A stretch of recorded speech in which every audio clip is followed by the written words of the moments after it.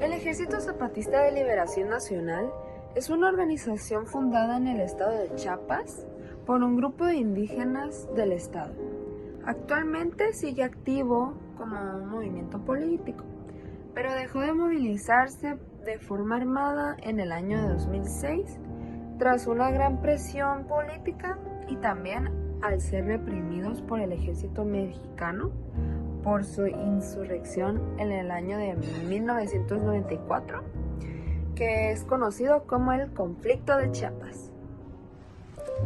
Su líder se llamaba Rafael Sebastián Guillén Vicente, mejor conocido como Subcomandante Marcos, que sirvió como figura pública y como la cara del EZLN.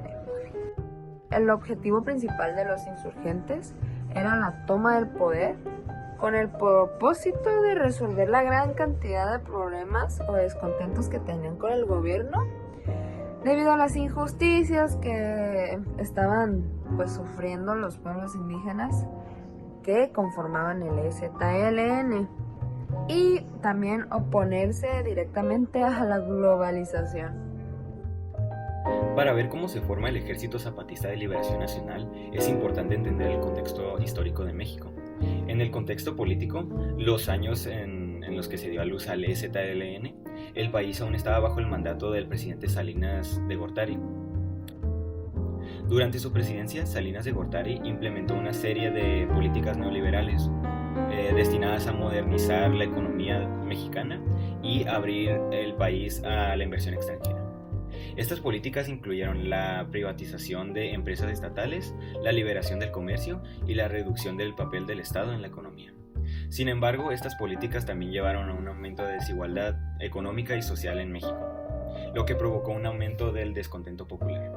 En este contexto, el EZLN se convirtió en un símbolo de la lucha en contra de la desigualdad y la opresión en México.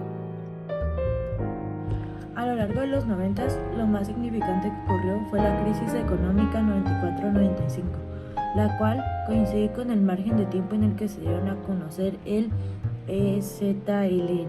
Durante estos años, México vivió una época de crisis económica marcada por la inflación, la devaluación de la moneda y la deuda externa.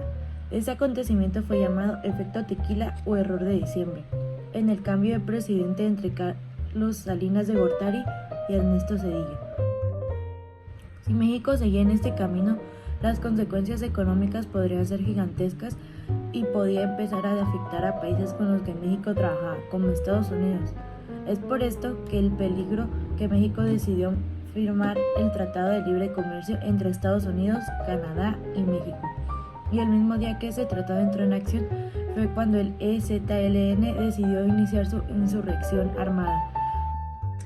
El ambiente social de México en esta época fue uno muy dividido, ya que la devaluación del peso llevó a una inflación desenfrenada, lo que provocó un aumento significativo en los precios de los productos básicos.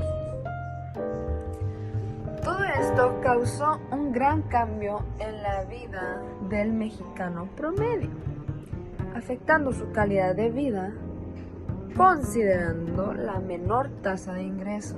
Y esto no afectó a nadie más que a la clase baja, donde pertenecían las personas indígenas que formaban parte del EZLN.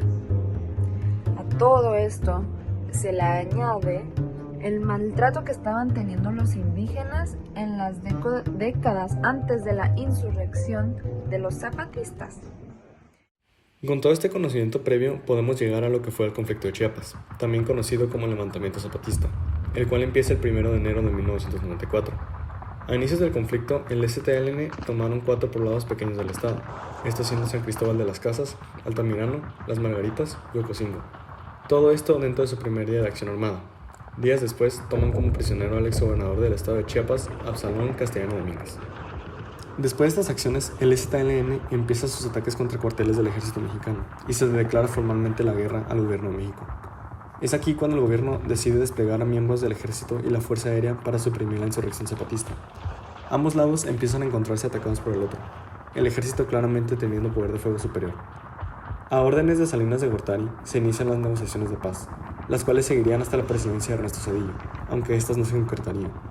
En sí, el conflicto armado duraría muy poco, una estimada de 12 días, aunque las negociaciones se prolongarían por una cantidad extendida de tiempo.